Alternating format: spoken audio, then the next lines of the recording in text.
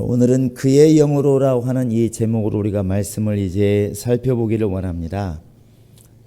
우리가 이제 주일을 할 때 또 신앙생활 할 때 많은 게 좀 필요하긴 하지만 우리는 영적 존재이기 때문에 하나님의 도우심이 없으면 안 된다고 하는 것을 아는 자들입니다. 그래서 예수 믿는 사람들은 자꾸만 이렇게 하나님 앞으로 달려가기를 힘쓰게 되어 있습니다. 말씀을 상고하는 거, 또 기도를 열심히 하려고 하는 거, 자꾸만 이 말씀을 들으려고 하는 것들은 바로 우리가 영적 존재이기 때문에 하나님께 자꾸 이렇게 나아가려고 하는 본능이라고 볼 수가 있습니다. 그런데 우리 인간이 자칫 잘못하면 하나님이 있어도 없어도 이렇게 별 상관이 없는 그러한 삶이 일상생활이 될 수가 있습니다. 육체가 있기 때문에 사실 육체라고 하는 것은 영이 없어도 잘 삽니다. 불신자들이 먹고 마시는 일에 있어서 전혀 어려움을 겪지 않잖아요. 또 신앙생활 안 한다고 전혀 어려움을 겪지 않습니다. 영적인 것을 고민할 때 이게 고민스러운 문제인 것이지, 또 이 땅에 내가 떠난다고 생각하니까 영적인 게 중요해지는 것이지, 육체가 있는 동안에 전혀 우리에게 영적인 것이 꼭 필요하냐? 아닐 수도 있습니다. 그런데 하나님이 살아계심을 알고 또 우리가 영적 존재라는 것을 안다면 우리는 하나님께 분명히 나아가고자 하는 열정이 또 열심히 있어야 맞습니다. 그런데 우리가 이렇게 하나님께 은혜 받으려고 자꾸 나아가려고 하지만 하나님과 우리 사이에는 너무나 큰 이 거리감이 있습니다. 그것은 당연한 것인데 하나님은 우리를 만드신 창조주이십니다. 우리를 지으신 분이에요. 우리는 그가 만드신 피조물입니다. 창조주와 피조물이 사실은 한 생각을 한다는 것은 결코 쉬운 것은 아닙니다. 그냥 단순한 예로 여러분, 회사의 사장과 종업원이 같은 일을 합니다. 같은 회사를 섬기고 있는데 생각이 꼭 같지는 않습니다. 이 이야기를 들어보면 사장님들은 그런 얘기 합디다. 왜 이렇게 한 달이 짧은지 모르겠다고. 특히 1월달 구정이, 지금 2월달 들어 다행인데 1월달 구정이 있을 때에는 1월달은 그냥 놀기만 하고 월급 주는 것 같다는 거예요. 이제 사장님들 얘기입니다. 왜 이렇게 우리나라는 쉬는 날이 많고 우리나라는 왜 이렇게 공휴일이 많은지. 그런데 똑같은 회사에서 일을 하는데 종업원들의 생각은 다릅니다. 종업원들은 왜 이렇게 빨간 글씨가 안 돌아오는지, 왜 이렇게 우리 회사는 쉬는 날이 없는지, 똑같은 일을 하고 똑같은 회사에서 똑같은 시간을 보내는데 생각이 달라요. 사장과 종업원도 이렇게 다른데 창조주와 피조물이 오직 하겠습니까? 더 나아가서 우리 하나님은 영이신 하나님이십니다. 영. 그래서 그분은 무소불위하시고 전지전능하신 하나님이라고 이렇게 얘기를 하잖아요. 그러니까 하나님은 지구 어디에나 계시고 하늘에도 계시고 땅에도 계시고 바다 건너가도 거기 계시고 이게 하나님이십니다. 근데 우리 인간은 육체를 가지고 있기 때문에 시간적인 것, 공간적인 제한을 받습니다. 내가 서울에 있다는 얘기는 부산에는 없다는 얘기고, 내가 미국 가 있다는 얘기는 한국에는 없다는 얘기예요. 내가 지금 있다는 얘기는 지금 미래에 없다는 것이고, 내가 지금 있다는 과거에 없다는 얘기죠. 그와 같이 우리 인간은 시간과 공간을 초월하지 못합니다. 근데 우리 하나님은 무소불위하신 하나님, 없는 곳이 없다는 것이죠. 전지전능하신 하나님, 우리 마음속까지 다 꿰뚫어 보신 하나님, 이게 하나님이십니다. 어찌 그분과 우리가 같을 수가 있을까? 그러니까 본질적으로 우리가 하나님과 하나가 되어지고 온전히 하나님과 하나가 되었다고 말하기가 쉽지는 않습니다. 말은 할 수 있지만 이게 쉽지는 않은 거예요. 그래서 하나님이 이제 이사야서 55장에 보면 이렇게 말씀하십니다. 이스라엘 백성들이 하나님은 우리 하나님이시고 우리는 그분의 지으신 백성이고 우리는 모든 지구 위에 있는 모든 민족 위에 뛰어난 민족, 하나님이 택한 민족이다. 이렇게 이제 자신하고 있을 때 하나님이 이렇게 말합니다. 내 생각은 너희 생각하고 다르다. 이렇게 말을 해요. 내 생각은 너희 생각과 다르다. 이게 지금 불신자를 향해서 말씀하셨으면 그러려니 하는데 하나님을 가장 잘 섬긴다고 생각하는 이스라엘을 향해서 하나님이 말씀하시는 겁니다. 이게 좀 의아하지 않나요? 이스라엘 사람들은 하나님은 우리의 하나님이시고 나의 하나님이시고 우리는 그가 택한 백성이라고 지금 자랑스럽게 이야기를 합니다. 우리는 안식일을 잘 지키고 또 우리는 정말 하나님께 잘 나아가서 예배도 잘하고 세상의 어떤 민족보다 절기를 잘 지키는 하나님 말씀대로 사는 민족이라고 생각하고 있는데 하나님께서는 내 생각은 네 생각하고 다른데 이렇게 말한다는 것이죠. 이게 참 무섭고 두려운 일입니다. 이런 결과가 마태복음 7장에 가보시면 우리가 지금 우리를 죽이기도 하시고 살리기도 하시는 예수님이 이 말씀을 하십니다. 우리 예수님께서 나는 너희를 도무지 알지 못한다 이렇게 말을 해요. 근데 그렇게 말을 듣는 사람들이 신앙이 없는 사람들이 아니지 않습니까? 그 앞에 나와 있기를 주여 우리가 주의 이름으로 귀신도 쫓고 능력도 행했습니다 이렇게 말을 해요. 아니 그런데 우리를 모른다니. 그러니까 우리가 생각할 때는 귀신 쫓고 능력도 행하고 막 주님의 이름으로 많은 일을 했으니까 당연히 예수님께서 넓은 팔을 벌리시고 내 사랑하는 자들아 이럴 줄 알았는데 난 너희를 모르는 사람들인데 불법을 행한 자를 내게서 떠나가라 이렇게 말한다는 거예요. 어디서 또 문제가 있을까?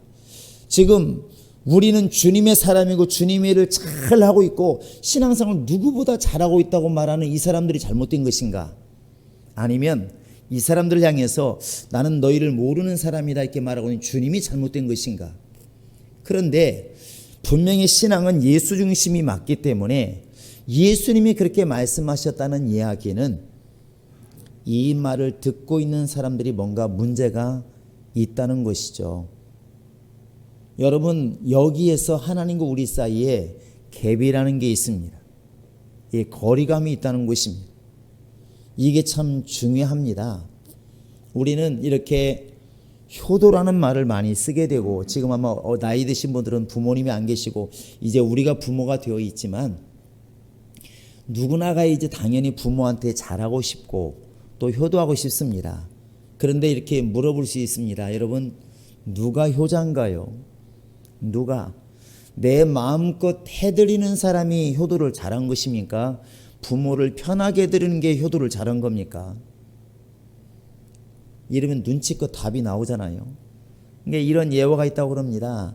아랫마을 윗마을에 총각이 둘이 살고 있는데 아랫마을 총각은 정말 열심히 일해가지고 돈을 많이 벌어서 부모에게 좋은 집도 사주고 또 고기도 매일 사드리고 잘합니다. 근데 부모가 말하길 나 고기 싫어하는데 엄마 고기 먹어야 된다고 나이 드시면 고기 먹어야 된다고 계속 말하죠. 그런데 효자상을 받을 때 항상 윗마을인 총각이 상을 받는 것입니다. 어느 날 이 아랫마을 총각이 도대체 윗마을 총각은 얼마나 잘하길래 얼마나 좋은 집을 지어주고 얼마나 맛있는 고기를 사주길래 그 총각이 이렇게 효자란 소리를 들을까. 그래서 한번 몰래 가봤답니다. 가봤더니 부엌에서 집도 보니까 자기 집보다 못하고 그런데 그 부엌에 소리가 나게 보니까 엄마가 그 총각의 발을 씻기고 있더라는 거예요. 아이고 우리 자식 발도 이쁘지 그러면서 씻기고 있더랍니다. 이걸 보고 나와서 열이 팍 받쳐가지고 저런 놈이 효자상을 받다니 뭔가 잘못됐다고 아마 겉으로는 잘했을지 몰라도 세상에 부모한테 자기 발을 씻기는 그런 놈이 무슨 효자냐고 이렇게 막 외쳤다는 것이죠. 그런데 주변 사람들이 보는 눈은 다르다는 것입니다. 이 아랫마을 총각이 잘못한 건 아니에요.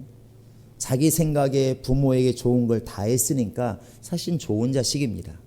그런데 그보다 앞서는 게 뭐냐면 정말 부모님이 원하시는 게 무엇인 줄을 알고 부모 마음을 편하게 해준 자식이 진짜 효자라는 것이죠. 겉으로 볼 때는 부모에게 좋은 것을 많이 준 자식이 분명히 효자 같지만 사실은 누구를 위해서 그렇게 하냐는 것입니다. 나중에 가서 아랫마을 총각은 이렇게 말하겠죠. 나는 할 것 다 했어. 나는 부모님에게 좋은 집도 사드리고 맛있는 거 다 사드리고 내 같은 사람이 부르자면 누가 효자겠어? 이렇게 말할 겁니다. 그런데 윗마을 총각은 사실 해드린 게 있는지 없는지는 모르겠지만 부모가 자기에게 무언가 맛있는 걸 사주고 사탕 하나 사주고 자기 발을 씻겨주는 게 너무 기뻐하는 걸 보고 발을 맡긴다는 것이죠. 마치 베드로가 예수님께 발을 맡기듯이 그것이 남들이 볼 때는 불효자 같고 부모를 갖다가 일시키는 것처럼 보이지만 그게 사실은 부모 마음을 편하게 해준 거, 부모 뜻을 이해하는 거, 어쩌면 그게 효자라는 것이죠. 신앙생활도 그런 게 아닌가 생각합니다. 우리가 언어로는 그렇게 많이 말을 해요. 내 뜻대로 주님 뜻대로 이렇게 말하면 100이면 100 기독교인들은 다 주님 뜻대로 얘기합니다. 그런데 우리는 실제로 기쁨을 가지고 있는 부분은 어떤 부분이냐면 내가 한 부분을 가지고 기쁨을 얻어요. 나는 주일을 한 번도 범하지 않았다. 나는 11조도 한 번도 떼어먹은 적이 없다. 떼어먹으라는 얘기 아닙니다. 나는 다른 사람보다는 내가 그래도 하나님을 열심히 섬겼다. 이걸 가지고 뿌듯해 한다는 것이죠. 나의 기쁨이 어디에 있냐면 내가 하나님께 행한 것에 기반을 두고 있어요. 그런데 주님 말씀하시는 겁니다. 내 생각은 네 생각하고 다른데 여러분 이 말을 들을 때 얼마나 낙심되고 낙마하고 힘들겠습니까? 도대체 내가 뭘 잘못했는데 이렇게 말할지 않겠습니까? 하나님이 원하시는 것은 황소를 잡아 드리는 것도 물론 좋겠지만 내 말에 순종하는 것을 원한다. 이게 사무엘을 통해서 하신 말씀이잖아요. 왕이시여 당신은 황소를 잡아 드리면 주님이 기뻐할 줄 알았습니까? 소 1,000마리 드리면 주님이 기뻐할 줄 알았습니까? 그게 아니고 바로 하나님 말씀에 순종하는 것을 원하십니다. 그래서 순종이 제사보다 낫다는 말을 하는 것이죠. 여러분 우리가 어떻게 하나님과 하나 되겠습니까? 내가 그렇게 된다고 되겠습니까? 하나님이 허락하지 않으면 안 되는 게 바로 이 일인 것입니다. 그래서 우리가 기도를 하고 전도를 하고 내 사업을 하고 올 한 해도 많은 일을 우리가 죽지 않는다면 많은 일을 해야 됩니다. 그런데 그 일을 할 때 가장 우선시 되는 게 뭐냐면 하나님의 영으로 인도받는 것입니다. 인간의 힘으로 아무리 바벨탑을 쌓아봤자 하나님의 나라에 이를 수 없는 것을 우리는 알고 있습니다. 아무리 인간이 거룩해지려고 해도 하나님이 허락하지 않으면 절대로 하나님이 원하시는 거룩함에 이를 수가 없는 것이 그게 성경이에요. 그래서 예수님께서 3년 넘게 예수님께 이렇게 공부를 하고 배운 사람 그 제자들에게 말하기를 누가복음 24장에서 너희는 이 성을 떠나지 말고 하늘로부터 능력을 입혀올 때까지 절대로 여기 성에 머물러라. 떠나지 말고 움직이지 말아라. 이렇게 말합니다. 이게 그냥 당연한 말이지만 영을 아는 사람은 당연한 것이지만 이게 의아한 것입니다. 여러분 3년 동안 성경만 공부하고 3년 동안 기도만 하고 3년 동안 여러분 우리가 정말 하나님께 나와서 하나님에서 공부를 했다면 거의 박사가 안 될까요?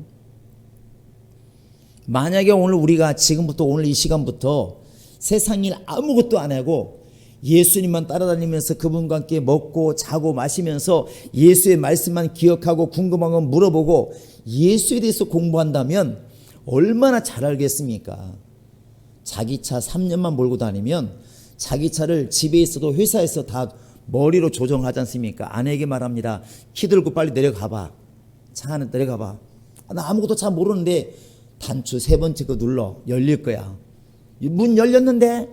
그러면 의자 앉아봐. 앉았는데? 그 오른쪽에 빨간 단추 있을 거야. 이게 다 나온다니까 그러면 멀리 그 거리가 부산에서 상관없습니다. 3년만 자기 차 몰고 다니면 트렁크에 뭐가 있는지 다 안다니까 그러네요. 남자 같으면 이 본네트 열어봤기 때문에 어디에 뭡니까 이렇게 세정제가 들어가고 와이퍼 액이 들어가고 어디에 뭐 기름이 들어가고 그 그림이 다 보여요. 예수님의 제자들이 3년 동안이나 예수를 따라다니면서 배웠으니 얼마나 대단하겠습니까? 무리를 걷는 모습, 죽은 자를 살리는 모습, 소경 눈뜨게 하는 모습, 빵 5개로 5,000명을 먹이는 모습 다 봤다니까요. 이분들이 만약에 예수에 대해서 말하기로 말하면 엄청나게 말을 잘할 겁니다. 내가 말이야 갈릴리에 있을 때 예수님이 이렇게 행했다고, 야 대단하신 분이야. 무리를 걸었다고, 대단하신 분이야.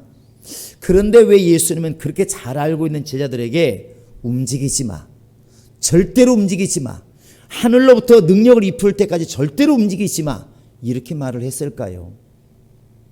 사람의 힘으로 안 된다는 겁니다. 영적인 일은 하나님의 역사하지 않으면 안 된다는 것입니다. 사람 하나가 주님 앞에 오는 것도 예수님 말씀하시기를 아버지가 내게 오게 하지 않으면 아무도 내게 올 자가 없다. 아니 나는 스스로 왔는데요. 아버지가 허락하셔야 오는 것이 아무나 올 수가 없다. 이게 성경의 능력이에요.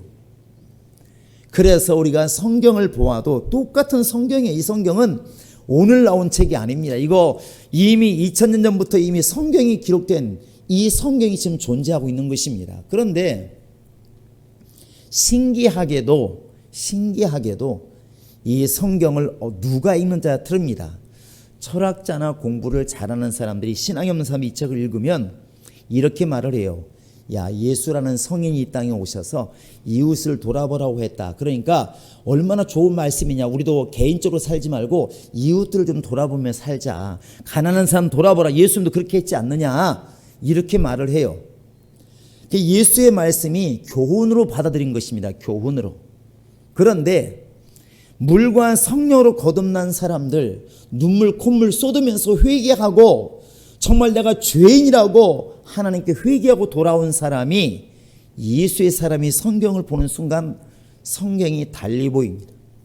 이 성경의 말씀이 나에게 명령으로 다가오고 지시로 다가오고 생명의 말씀으로 다가온다는 것입니다.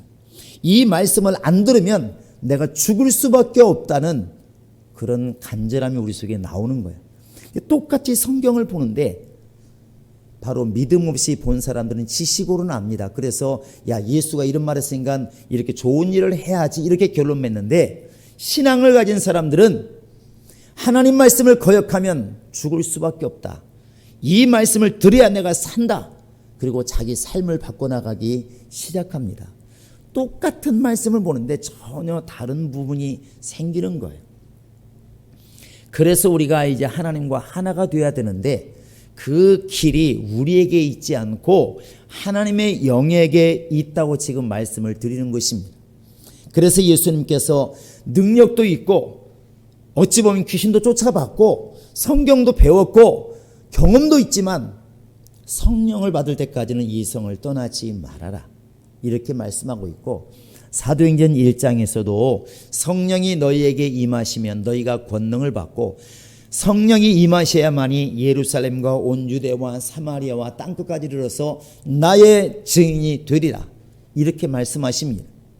너희가 누구 앞에 끌려갔을 때도 무슨 말 할까 염려하지 말아라. 그때 너에게 주실 말씀이 있는데 누가 주시느냐? 성령이 너희들에게 하실 말씀을 주시리라. 그러니까 염려하지 말아라.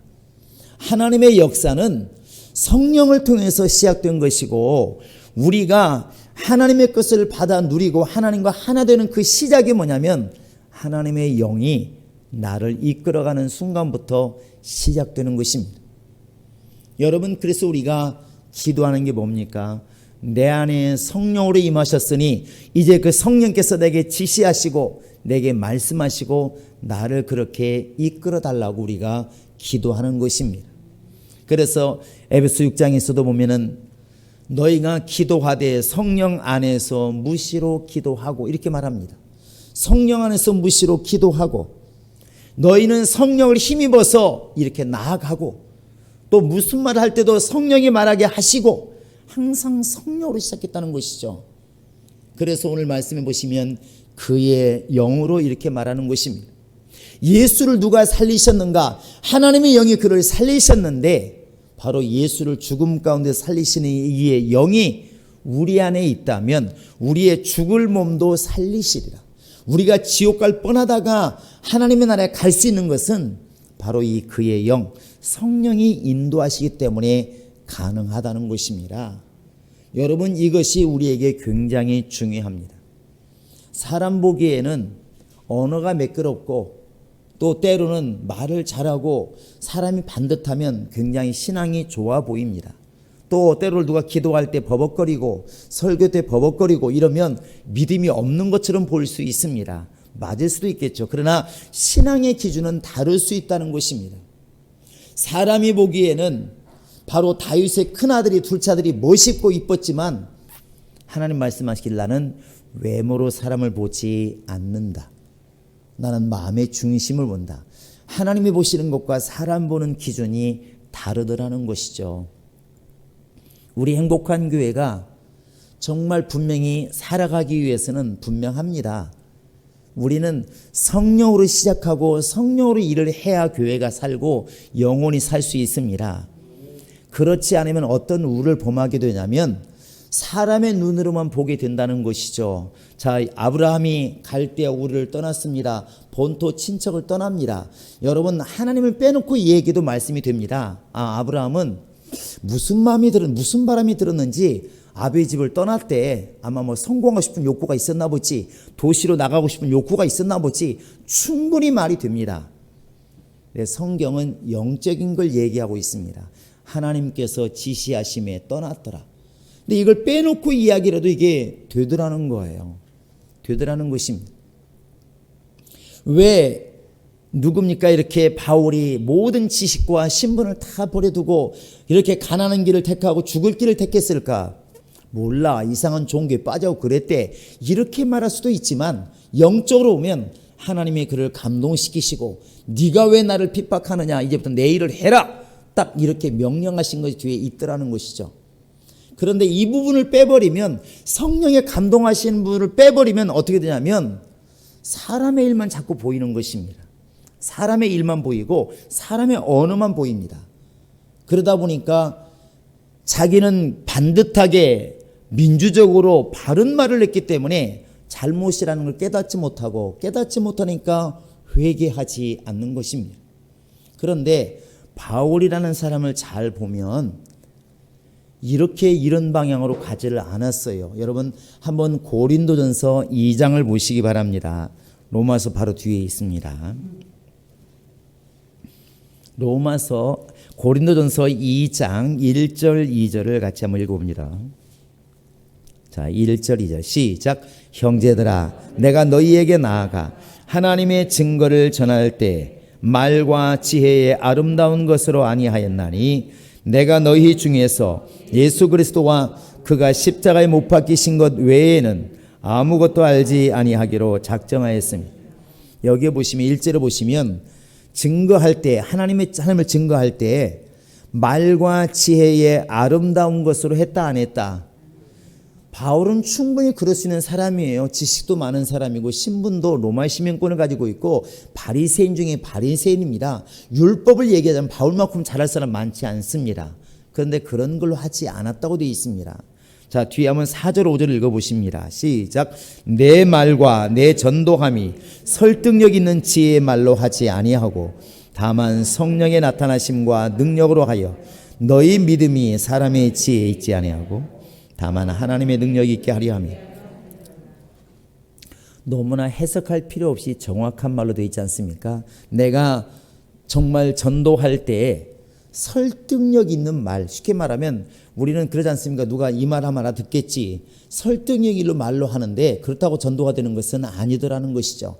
바울은 오히려 말의 화려함, 말의 수려함, 말의 조직력 이런 걸로 하지 않고 무식해 보일지라도 성령의 감동을 받고 그냥 했다는 것입니다. 자기 스스로가 이렇게 말을 하고 있습니다. 우리가 성령으로 감동되지 않으면 이 부분이 안 보이는 것입니다. 성령으로 감동되지 않으면 말 잘하는 사람, 믿음 좋은 사람, 그냥 사람이 반듯하면 참 믿음 좋은 사람, 좀 뭔가 투박한 믿음이 없는 사람, 말을 좀 더 버벅거리면 믿음이 없는 사람, 이렇게 우리는 보게 된다는 것입니다. 그런 눈으로 보면 바울은 충만해 보이지 않는 거예요. 뭔가 광신적인 것, 잘못된 것 이렇게 보게 되는 것이죠. 그것이 바로 이제 고린도서 1장에 보시면 무서운 말로 되어 있지 않습니까? 보시겠습니다. 자, 1장 고린도 표 있는 거 보겠습니다. 자, 20절 21절 같이 한번 읽어보십니다. 시작. 지혜 있는 자가 어디 있느냐? 선비가 어디 있느냐? 이 세대의 변론가가 어디 있느냐? 하나님께서 이 세상의 지혜를 미련하게 하신 것이 아니냐? 하나님의 지혜에 있어서는 이 세상이 자기 지혜로 하나님을 알지 못하므로 하나님께서 전도에 미련한 것으로 믿는 자들을 구원하시기를 기뻐하셨도다. 전도에 미련한 것으로, 지혜롭고 영리하고 이런 걸로 하지 않고 미련한 것으로 했는데, 이것을 바라보는 사람의 시선도 영감이 아니면 이게 안 보이는 겁니다. 그래서 성령을 받아라, 성령으로 충만하자는 얘기는 하나님의 일이 하나님의 일답게 보여지는 것은 성령의 감동이 있을 때 보여지는 것입니다. 그래서 오늘 1년 동안에 많은 일을 해야 되고 설교도 많은 설교를 해야 되지만, 그 첫 번째 우리가 해야 될 일이 뭐냐면 그의 영으로입니다. 하나님의 영으로, 하나님의 성령으로 시작하자는 것입니다. 사람의 눈으로 교회를 바라보고 사람 눈으로 성경을 바라보고 사람 눈으로 신앙을 바라보면서 옳다 그러다 말하는 게 아니고 성령으로 보자는 것입니다. 사람의 눈으로 보면 예수도 저주할 자라 말할 수밖에 없습니다. 그런데 고린도서 12장에 나와 있는 것처럼 성령으로 말하는 자는 예수를 저주할 자라 하지 않는다고 그랬습니다. 성령으로 보여야 보인다는 것이죠. 여러분, 그래서 그의 영으로 이끌리는 것이 중요한 것입니다. 육체가 예배당에 와서 앉아있는 것 물론 중요하지만 그 영이 하나님의 영으로 이끌리는 것은 더 중요하다는 것입니다. 그래서 우리가 기도하셔야 되고 하나님께 우리가 무릎을 꿇어야 됩니다.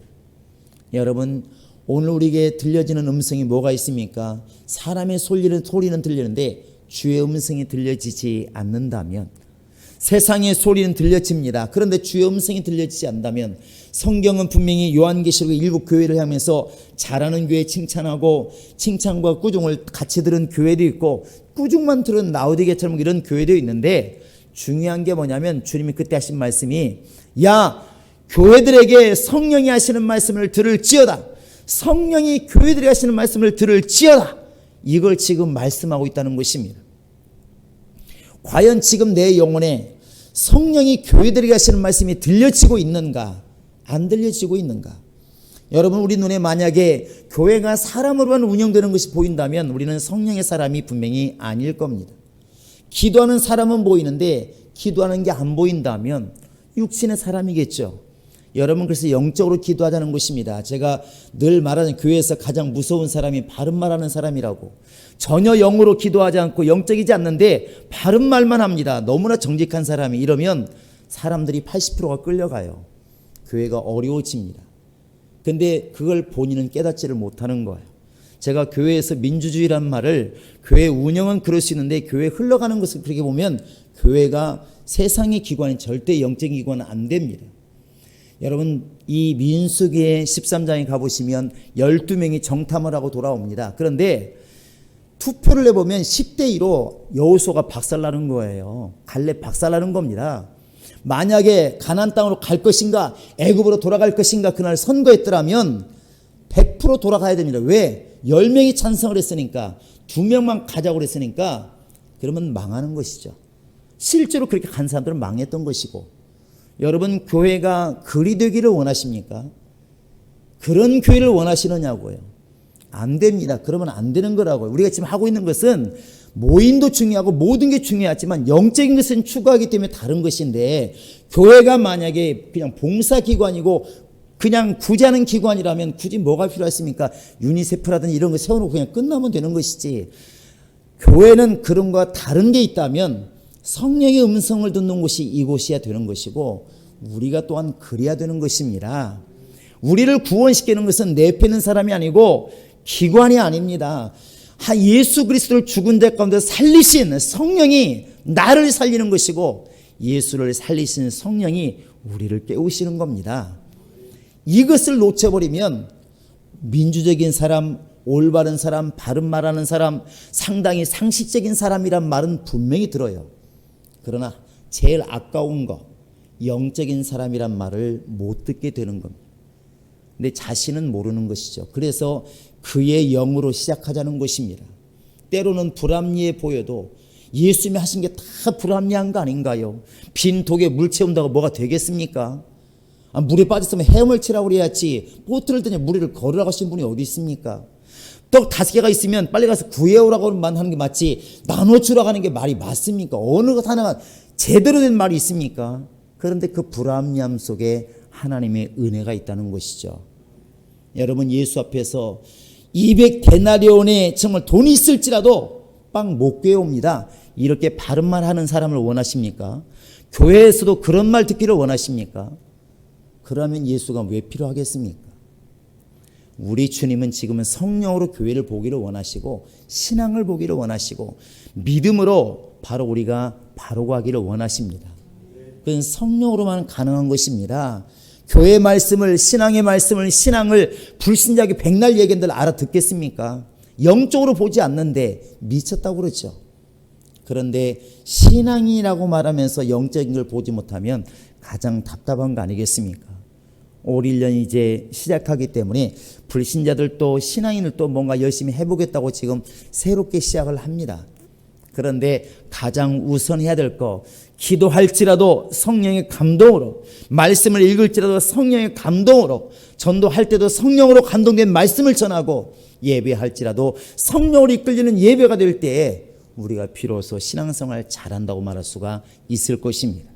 여러분이 한 해 시작하실 때 다른 사람 모릅니다. 알아줄 것도 없고 알아보지도 못합니다. 그러나 내 영혼만큼은 어찌됐든 성령 음성을 듣고 성령으로 예배하고 성령으로 신앙생활을 해나가려고 그렇게 노력해 나가는 우리 성도가 되시기를 주님의 이름으로 축원합니다.